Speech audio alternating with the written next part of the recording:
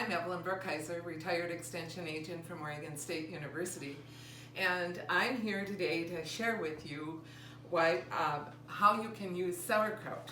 Now, many of you may not have sauerkraut on your shelf, but let me tell you, the grocery stores still have it there next to the empty shelves of beans and tomatoes and those kinds of things. So if you want to try having some sauerkraut on your shelf, I hope I'm going to give you some recipes and ways that you can use it to make it fun. And the reason that I decided to show you this, number one, I grew up in the Midwest on a farm, and my mother made big barrels of sauerkraut every year, and she would and we would have sauerkraut on our table at least 3 times, maybe more, a week, and we ate sauerkraut a lot. So it happens to be in my culture to like sauerkraut. Not everybody has grown up in that kind of culture, and I understand that, but the reason why I'm going to encourage you to try one of these recipes is because it helps you with functions of many of your systems, including the endocrine system, the immune system, the digestive system, and even your cognitive thinking. Now, if you're as old as I am, or you might be interested in this cognitive thinking thing so that you can be able to, here I lost it already. So anyway, you know why. We need to eat our sauerkraut. So I'm going to get this out of the way. I just wanted to let you know what to look for if you were going to be looking for it. And we're going to start out today. We're going to be doing 5 things today. We're going to be making some sauerkraut balls. Those, I think, will be items that your family will enjoy. We're going to do an impossible Reuben pie. We're going to make some sauerkraut soup, and we're going to make a sauerkraut salad. And at the end, I'm going to show you how you can make your very own sauerkraut with and putting it into a quart jar. So we'll get started now making our sauerkraut balls. And the recipe I'm using suggests that you get can't even remember the word now. Bratwurst. You get bratwurst for making these balls, and then it's raw meat that you have inside of it, if you can see this. But bratwurst come with casing on them. And so what I did is I cut the casing with the scissors ahead of time, and then what you want to do is peel off that casing. The casing is edible, but if you're wanting to make meatballs, you don't want that casing holding those meatballs together. So you want to take that whole casing off, and then you're ready to make your meatball. So that's what I wanted to show you. So here's the casing. I'm going to just put this all to the side right now. Actually, I'm going to put this in the refrigerator.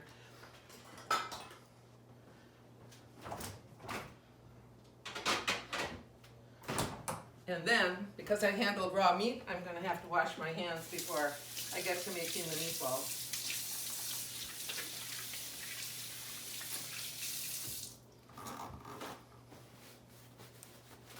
And for our meatballs, we needed to brown the meat, which I did ahead of time. I cooked the meat with onions ahead of time. And what we're going to do is mix all those ingredients together. I have 1 egg that's going to be added to that, and I decided to get it so it will blend really good with everything. And then we're going to add our meat to this. This is the meat and onions. I think it was 1 cup of onions. Is that what it was? Or 1 onion. One small onion is what I put in here. And there is our meat. And then we're going to add the sauerkraut to this. And mix them together a little bit. And then after we get this kind of combined together, this recipe calls for 1/4 cup of flour in it. And I'm going to add the flour now and get that kind of mixed around before I add, and then it also has a few breadcrumbs in it. I have some breadcrumbs here. And it has some parsley in it. And there's my parsley. And it has cream cheese. Cream cheese. And I'm going to mix these together a little bit, and then we'll add some milk to it. And then we're ready to make our meatballs. I'm going to get it started. And here we go. And that's what we do to get our sauerkraut meatballs going.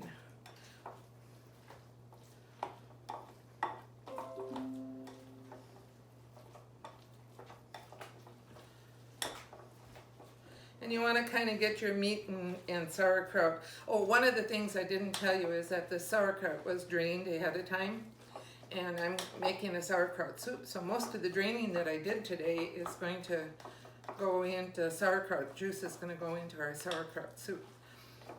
So that'll be fun. All right, we've got this all ready to be made into balls. I'm going to get these dirty things out of the way. And then we're going to put our balls onto this pan. And this is the way I make balls. It makes it a little bit easier. You don't have to touch them. Just use your little scoop. And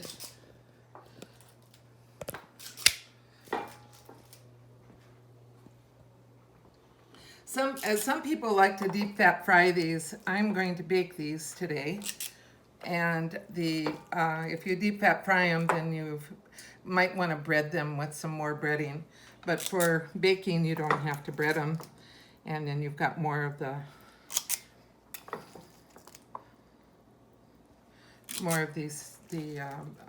sauerkraut and meat together, and you have just that flavor working. I'm going to take the time to make all of these because then they can all be baked and you can see what they look like when they come out. So one of the other things that I was going to tell you about is that we know that that I told you that it helps with all of our systems, that sauerkraut is good for all of our systems, but you might want to know a little bit more about what's happening with each of those systems. One of the things that it's really known for in its health benefits is that it boosts our energy level. And you might say, what? How can it boost your energy level? Well, it has to do with how it interacts with our blood system. And one of the things that sauerkraut has in it is iron. And iron gives us energy. So if you eat sauerkraut, you can get energy. How do you like that? And another thing that it does is that it helps with promoting your digestive health, and that's probably what most people are aware of, in that it has good microbes that really work well with your digestive system, and it can make your stomach really have the right enzymes to digest the food. Gee, I might have to have another pan here, huh? I might save some for later. I'm just going to fill up one pan is all. I can move these down a little and get a few more on here. See how we do. Oops. There we are. This one could go. One more on there. And I think we're ready to go. So we'll set this aside. Washing my hands again. How long am I supposed to bake that? 20 minutes. 20 minutes?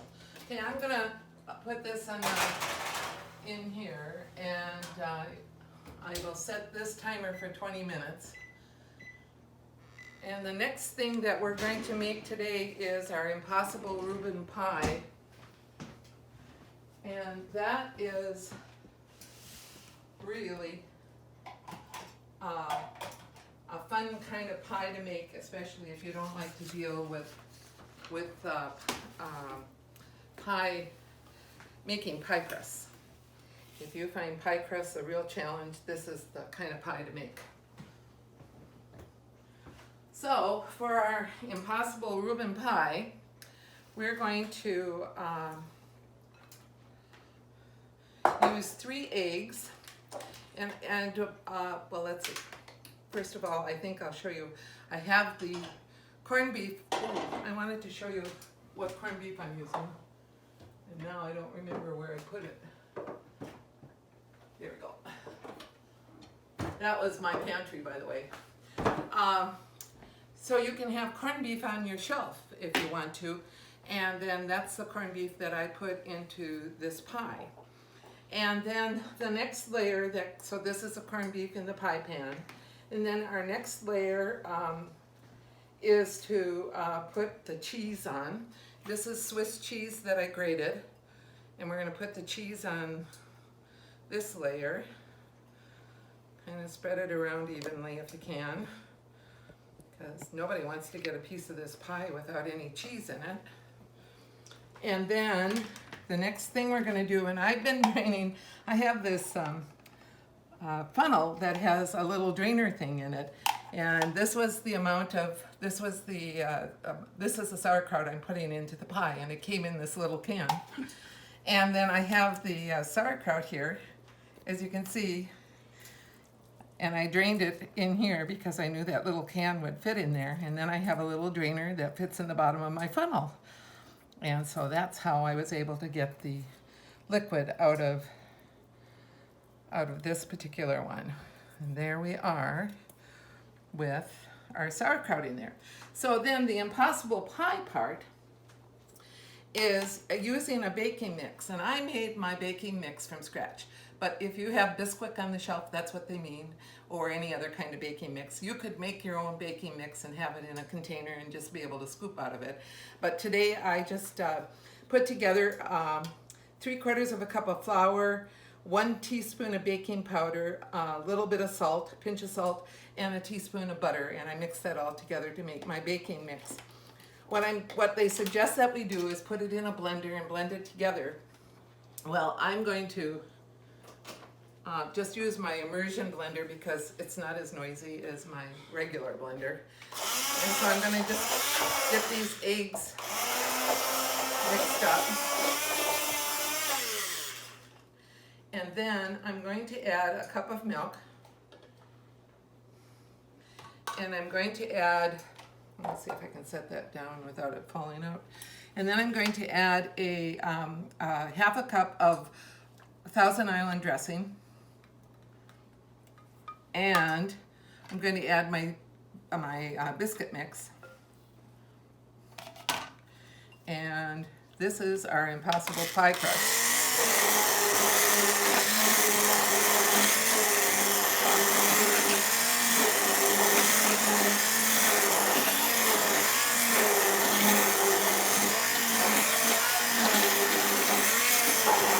There we go. That was a lot less noisy than my blender, I want you to know. And so now all we do to make this work is to pour this on top of the pie.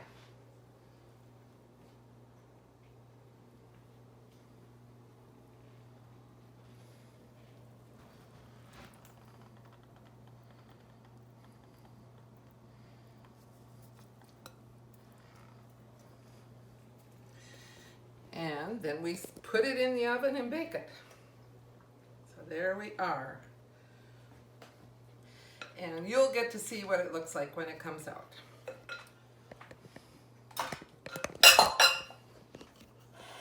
So I'm going to put that in here. I see a little bit of flour peeking out here that didn't get mixed, so I made it wet. And this is going to go in my oven as well. And how long does this one bake for? 30 minutes. 30 minutes. So I'm going to use this timer for our 30-minute one. The next thing that we're going to do is make our soup. And I have the pan on with the heat underneath it. And what we're going to do is, one of the things that goes into the soup is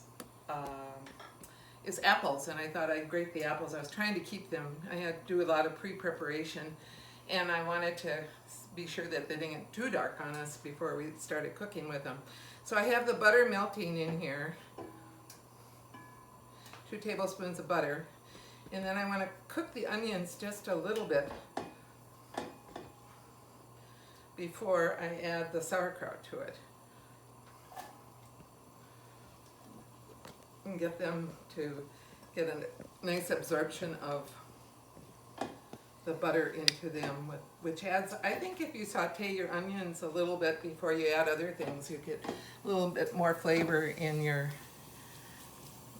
whatever it is that you're making. So we're gonna let them cook just a little dab, and then I'm going to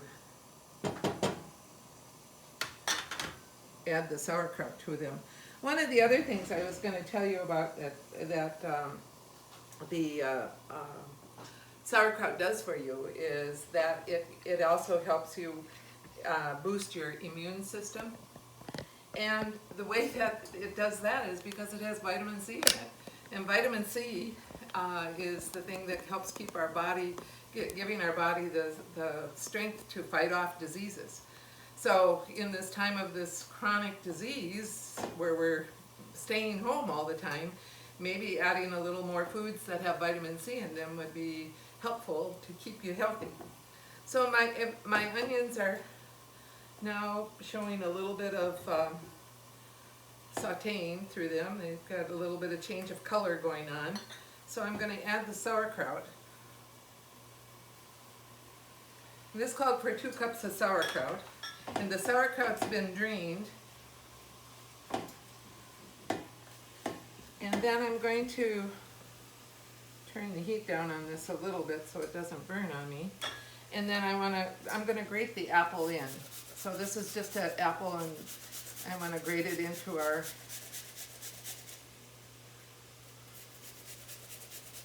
And I didn't want to pre-grate this apple because I thought if I did that, then you would really see nothing but brown in the apple.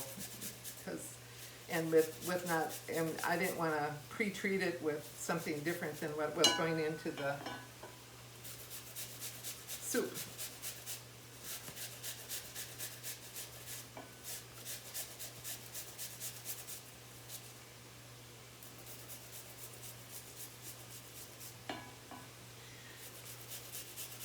So you can use any kind of apple that you have around in the house. This, I don't even know what the name of this apple is that I'm using, but it's kind of a semi-sweet apple. It's not real sweet and it's not real sour. So I'm going to give this a stir. We've got our apple mixed in there. And then we have to add sauerkraut juice. For all the sauerkraut recipes I'm using today, I got 3 cups of sauerkraut juice drained out, but I only need 2 cups for this soup recipe. So I'm going to do the 2 cups. And then I wanted to talk to you a little bit about something else that we're going to be putting cream in this recipe, but I'm going to add that at the end. I'm not going to add it right now. I'm going to let this simmer a little bit, and we'll come back to it, add the cream, and then you will have our soup will be done. But this soup also calls for some, I'm going to leave this here. It calls for some curry powder in it, and I forgot to put curry powder on my tray, so we're going to have to go look for some. And you have ground pepper and pumpkin seeds chopped. Yeah, I'm going to talk about that too. Here's my curry powder. How much, a teaspoon? Teaspoon curry powder. Okay. So I found my curry powder, and we're going to put a teaspoon in. Oops, that's more than a teaspoon. There we go. And that's going to add a nice little flavor to our soup. And we'll give that a stir now. And what the curry powder will do is give it kind of a nice little golden color as well.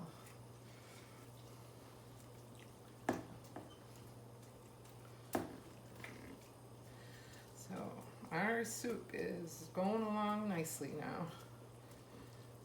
So I'm going to let that cream sit there. And then I'm going to talk to you a little bit about the pumpkin seeds. When you want to serve the soup, you want to, so you could serve it with a little bit of pumpkin seed. And so what I did to cut up the pumpkin seed is I put it into a coffee grinder, and I gave them a couple of whirs. I've got some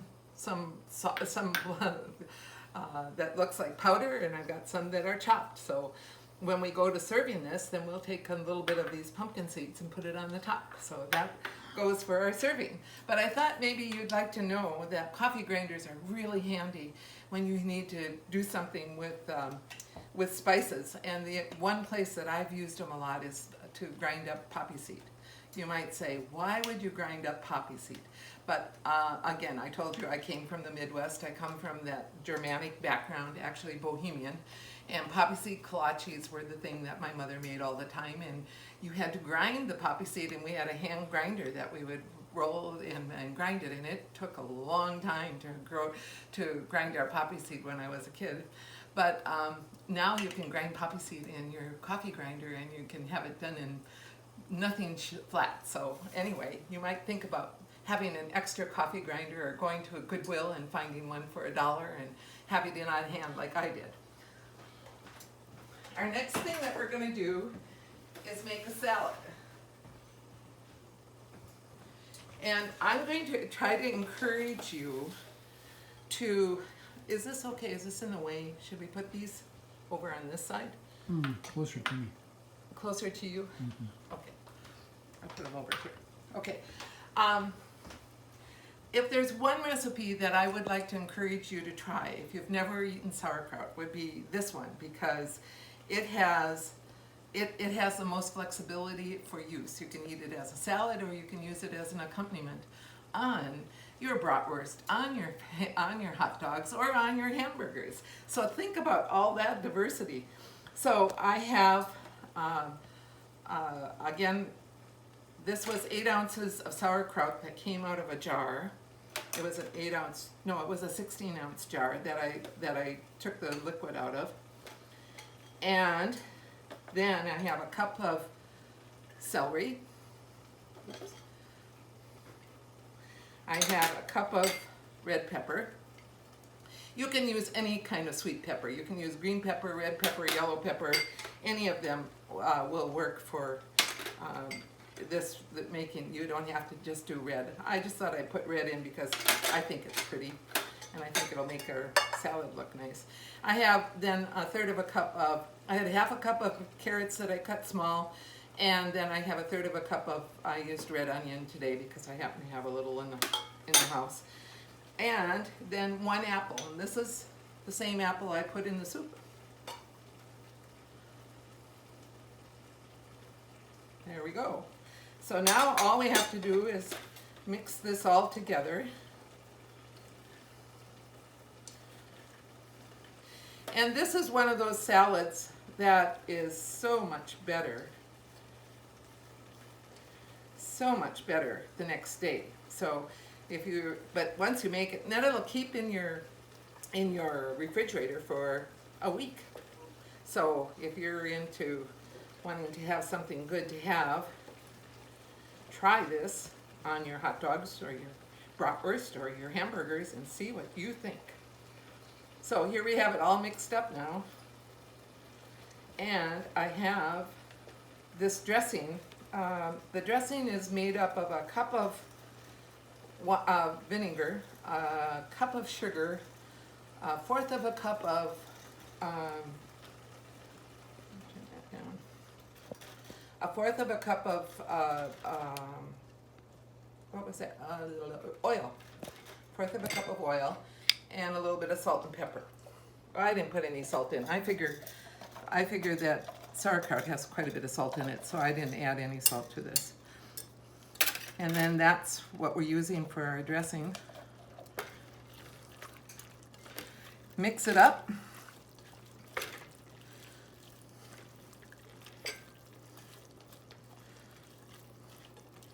And you are ready to put it in the refrigerator and ready for it to be eaten.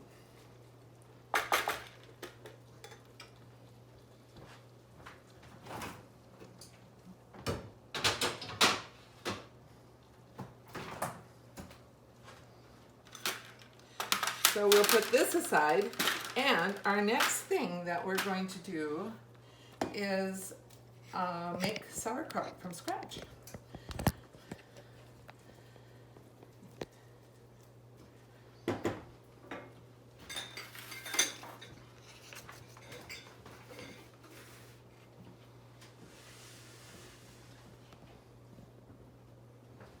I have lots of tools to use to do this with. So I don't know if you're familiar with a mandolin, but they are a slicer. You can get different cutting things for them. And I might show it to you this way, Paul, so that I don't know if you can get in on that, but this little knob here makes it go thicker or thinner. This knob that I'm turning here, and then you can get whatever thickness that you want.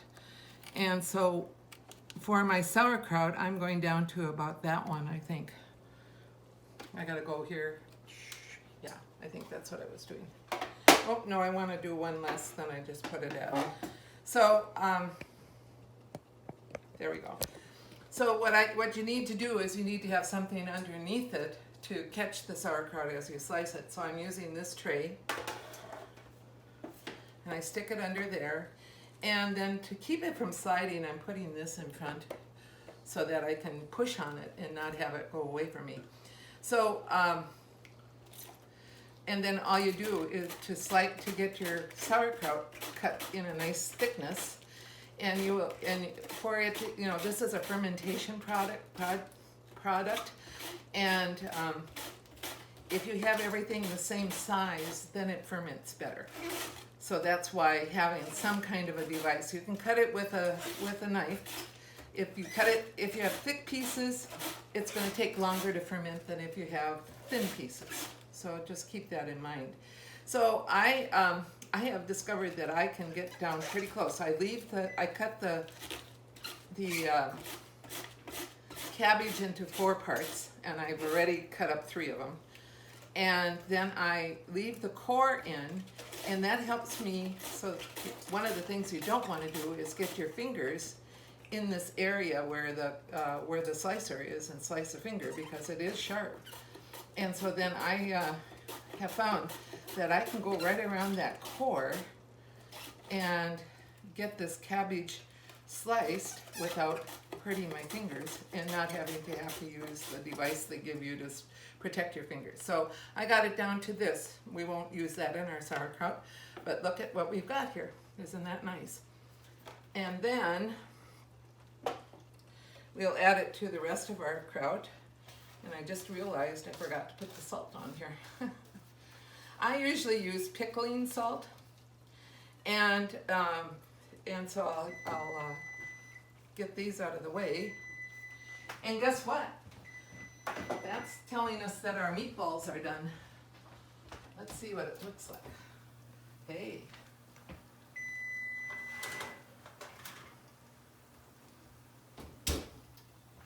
I'm going to just put those over here. Leave them be there to cool. Oh. So I want to, my timer won't stop talking to me unless I turn it off. So I'm going to use 1 teaspoon of this. I was going to talk to you about cabbage. When you buy a head of cabbage, this one weighed 1 pound, 1.7 pounds when I weighed it. So it wasn't quite 2 pounds. This is 2 pounds of cabbage after it's sliced up. Now, look at the difference in quantity here. Do you think all of this cabbage is going to go into this jar? Tell me if you think it will. I'm going to tell you it will, but you'll see why. But when you're looking at cabbage, you want to get a head that's a little bit heavy, and oftentimes the outer leaves, you have to pull them off. This one has been trimmed, I can tell already, but so you want to trim off the outer leaves, and then I cut it in fourths, and then I did my slicing just to kind of let you know what I was able to do with that. Then, our next step is to, again, get a teaspoon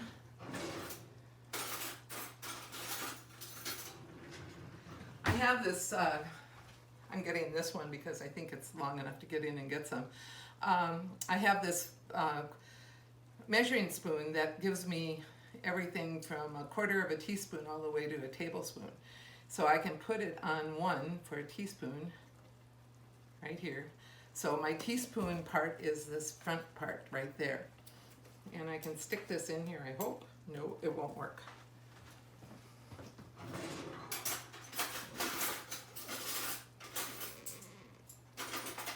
So I'll just get a plain teaspoon and we'll get this guy to get filled up, and I'll do it on the tray, and we'll let the extra go on the tray and not have a problem. So here's my teaspoon of salt. I'm going to sprinkle it over the top of my cabbage. And what do I want to do? I think I want to bring my other tray back, because it's kind of messy to load the jar. So then before you start putting it in the jar, you want to mix up your cabbage really well, like this, so you get the salt distributed. What happens when the salt hits the cabbage is that it starts bringing out the juices in the cabbage, and it pulls out the water. And that's what we want to have happening as we pack it into the jar. So we'll start packing it into the jar. And some of you may have smaller hands than me, and you can put your hand down. And I oftentimes use a gallon jar when I'm making sauerkraut, and then my hand can go in, and then I go down like this. Well, my hand doesn't fit in this one. So I brought my rolling pin, and I'm going to just punch it down. This helps to bring the juice out of the cabbage. It also helps make all this cabbage fit into the jar. And you need to have it put in firm, because that helps makes the fermentation process work properly. If it isn't packed in, then it doesn't work well. Oops, took too big of a scoop that time. But that's why I put a tray underneath, so it'll catch it all. So you just keep on putting it in a handful at a time.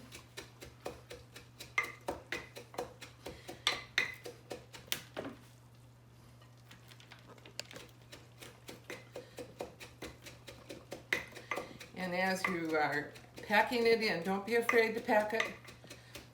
If you don't happen to have a rolling pin like this, or you could use a wooden spoon, it's just got a little bit smaller end than this rolling pin does. Take a little bit longer. The other thing that I've used in classes is inch-long round sticks. What are those called? Anyway, you can get them. Mortar and pestle? No. I'm thinking of things you buy in a lumber store. Dowel? Dowel, yeah, round dowel. And you can just use that dowel, and it'll do the same thing as this. If you get a little wider one, it works well. Just be sure to wash it, sterilize it before you start using it with food, but that's all you have to do. Sterilize it with a little bit of bleach water. So there, when I was thinking of bringing my mother's cabbage cutter and showing it to you, but it's in the garage. I didn't bring it. But she used to have this wooden slicer thing that was like the mandolin, but it was maybe 3 times as big as the mandolin is. And then she'd put it over the top of a 5-gallon crock. And then she would take her cabbage and slice it into the crock, and then she'd slice a head of cabbage, and then she'd take some salt and put some salt around, and then we'd start slicing some more cabbage, and we'd do more salt. And that's how the farm lady, my mother, would make her sauerkraut. And then that crock would just stay in the basement. We made it in the basement, but it would stay in the basement all winter long. And every time she wanted to put cabbage or wanted to put sauerkraut either into a cooked item or on the table, then I would run downstairs and take a bowl and a scoop, and we would put cabbage. we would put sauerkraut on the table that day. So that's just a little bit of farm history. I don't know if not everybody has grown up on a farm, so may not have had that experience. So anyway, we're getting close to the top, and now I'm at a point where I can actually put my hand in, but I'm going to put this cabbage in first. Well, I can see the liquid raising in the jar as you do that. Yeah. I'm going to show you how I get it to the top when I get all this in here. So look at that. I was right. I could put 2 pounds of cabbage into a quart jar. You want to have a clean quart jar. I was preparing all of these things to try to do them efficiently with you. And then I forgot to bring my final step and put it on the tray. So here we go. We're going to put all of this in. And then I'll show you what I do. I take my hand. Now I can put my hand in there. And did you see how much water we got out of that? Look at that. So you want to get it packed down pretty tight. And I didn't have any sauerkraut made. And if I would have thought ahead, and that I knew I was going to do sauerkraut on the first demonstration that I did, then I could have had some sauerkraut ready to show you that was done. But I don't have any ready to show you other than the stuff that you can buy in the store. So you notice, I'll show you, look at the color of that, and then look at the color of this one. This is going to turn into that color after it's done fermenting. I need to get a plastic bag.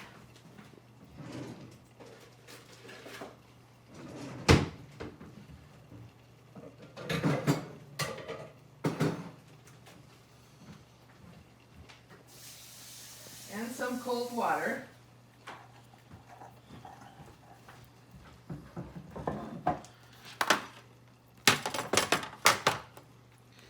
And what you do, and I've found this to be the most successful way to get cabbage that doesn't spoil on the top.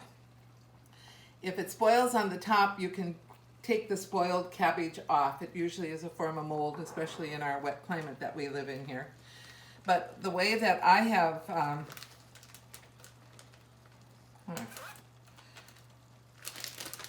been able to make sauerkraut that doesn't have any spoilage is to take a plastic bag, put it on the top, and work it around so that it's going down to all the edges of the jar, so that bag is there, and then fill that with water. This is weight.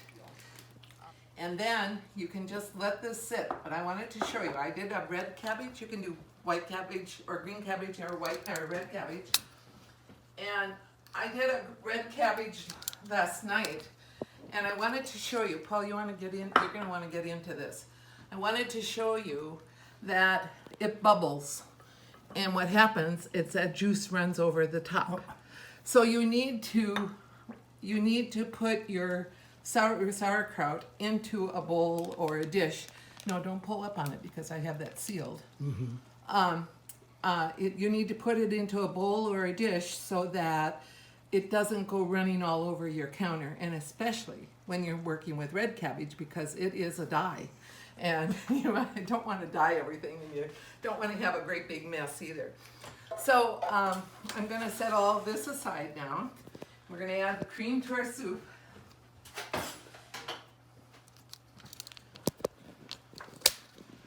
And I think our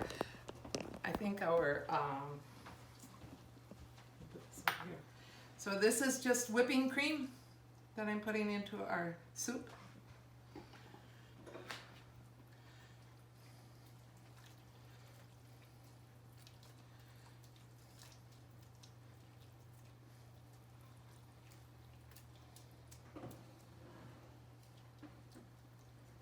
There we go. I'm going to clean up my surface here. So I'm going to just stick these guys over here. I wonder if I can take that tray without a hot pad now. Yeah, I think it cooled off enough. I didn't need the hot pad. gonna need it for this though. And I gotta clean my cupboard here.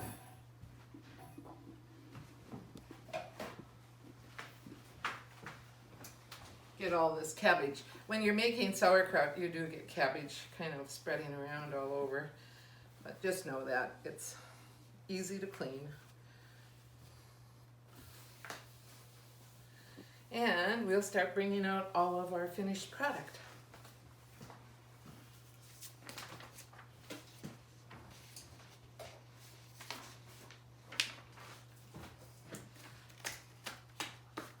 So I thought I would just do a really simple, I was supposed to cut up that cabbage that went into the soup. Forgot to do that. That's okay.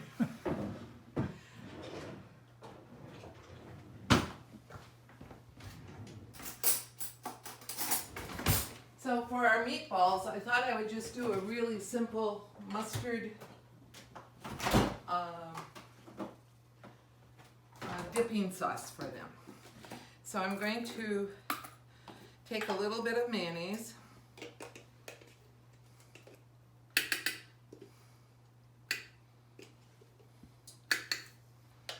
You can get real gourmet if you want to, but this is as easy as anything to do.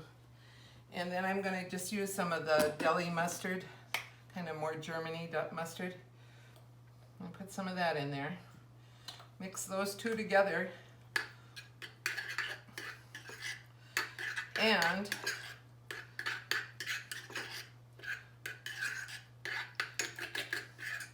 we have a nice dipping sauce for our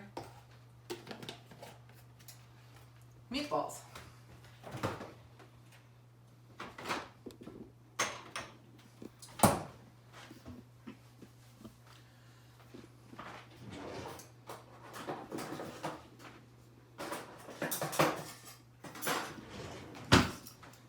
So I'm going to just put our meatballs, trade my spaces here, put our meatballs here.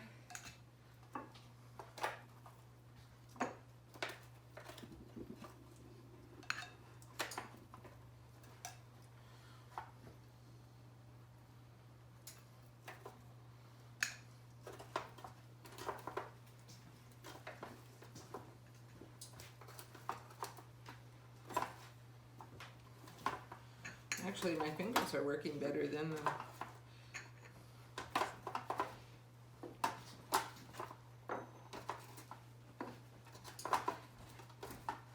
So we're ready to have a party or appetizer for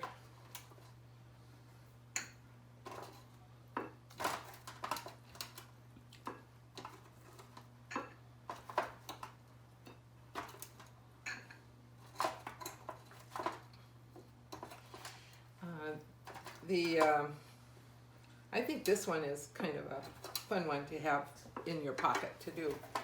So we have the meatballs all put on the tray. And we have some little cocktail forks for them to grab the meatball with. Then we'll get a scoop.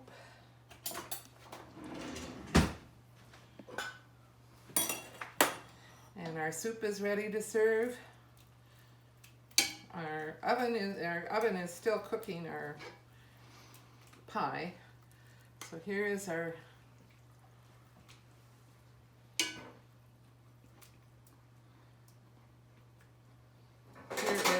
soup. And remember, we were going to put a little bit of pumpkin seed on the top of it. So there's our soup. And we'll get our salad out.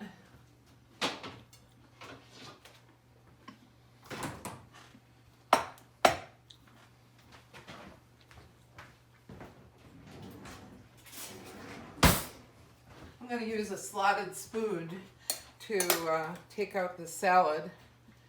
And there is a pretty salad. Can't you just see that being really good? I bet it'll even be good with our meatballs. And there is a serving of salad. that, and then we can, somebody said they wanted to see Paul tasting. So I told Paul that he should come set up the camera and come around and be the taste tester. So there is a What soup. Evelyn doesn't know is that I've been snitching while she's been cooking. Well, I gave you a fork to use. Oh yes, I'll use the olive fork and do it properly. Oh, You lost it. Maybe you need Yeah. two. I'm gonna need many more. You're gonna need a plate, huh? Yeah.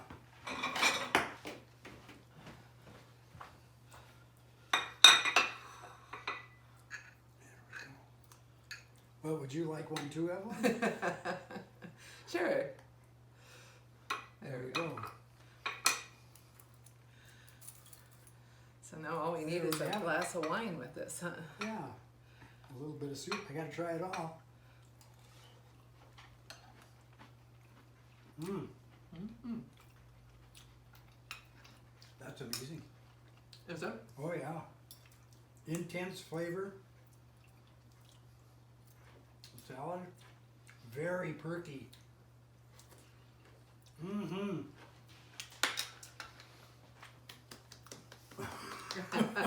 Thank you. Well, while we're waiting, I have some notes on more of the nutritional stuff of the sauerkraut. It also can keep your heart healthy. I sort of talked with you about that when I talked about the iron in there. It also improves your skin and it helps your eyes stay healthy. And it's doing that. Oh, one of the reasons why it improves your skin and helps your eyes is because it has vitamin A in it. And it also eliminates blemishes. So maybe get your teenagers to eat some of this. And you get good eye health, and it says it can help with wrinkles as well. So it can promote bone health, and the reason that it promotes bone health is because it has vitamin K in it. Vitamin K is essential for healthy bones, and it can be a prevention of osteoporosis. Sauerkraut contains 20% of the recommended daily intake of this rare nutrient of vitamin K. It also helps reduce inflammation. Sauerkraut contains a multitude of anti-inflammatory agents. And there's big words that I can maybe pronounce. It's full of phytonutrient antioxidants. That's what this says here. And it's and so with that, it can take away joint discomfort and pain. You know, all of these things are, within moderation. I took this off of the web. It also can be a protonic, which is helping with digestion and getting the good acid to work in your system rather than the bad acid. Probiotic. Probiotic, yeah. It lowers your risk of many ailments because it has it has things in it that help all regions of our body. And if everything gets working well, it can help with diabetes, it can help with colitis, it can help with hormonal imbalance, brain disorders, all of those things. Isn't that amazing? Sauerkraut can do all of that. And it can also help fight cancer. Again, if you keep your body healthy, the way it can help fight cancer is that it'll fight against those cancer cells so that they can't grow. So anyway, I can just read down to you. I'm kind of waiting for our Reuben Pie to get done, and I'm sure we're really close to it being done at this point. But anyway, it has only 27 calories. It has no fat. Has 6 grams of carbohydrate, 4 grams of fiber, 1 gram of protein, 41% of your daily value of sodium. So those of you on low salt diets, you need to be careful of how much you eat. Vitamin C, 23%. vitamin K 15%, iron 12%, manganese 9%, vitamin B6 11%, folate 9%, copper 15%, and potassium 5%. So, you know, those are a lot of good nutrients that your body needs daily, and having sauerkraut once or twice a week might even enhance your health of your body if you wanted to include that in your diet.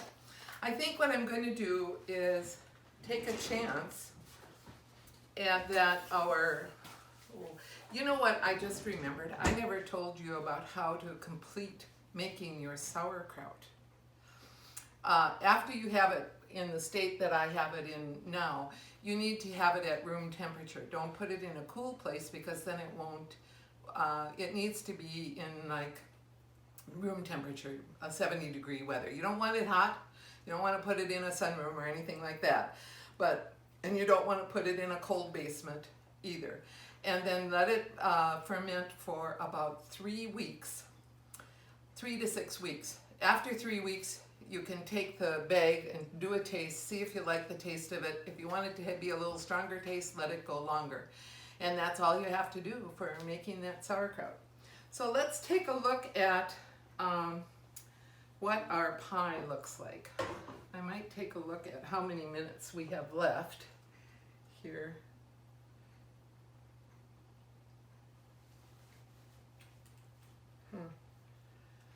I think we're pretty close. I'll take a look and see if we can cheat by pulling it out. Yeah, it looks like it's doing good. There it is.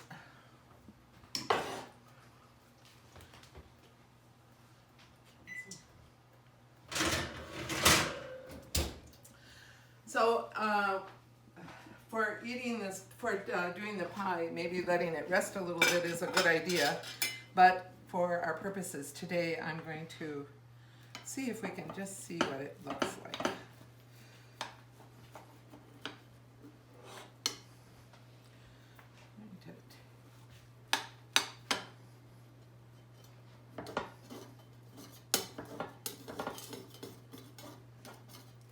You know, the first piece of pie is always the hardest one to get out, so we'll see how well I can do on this one.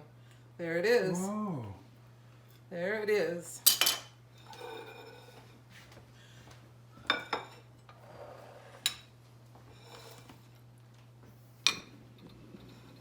And there is our Reuben Pie. I hope you've enjoyed our sauerkraut presentation, and if you have any questions, you can always give me a call. Paul, you have found something that you wanted to share. There's an early Pennsylvania Dutch song that is a grace before dinner, and for this, it's perfect. All my soul is in delight when mommy fixes kraut just right. Go home and fix your kraut just right. We'll see you next time.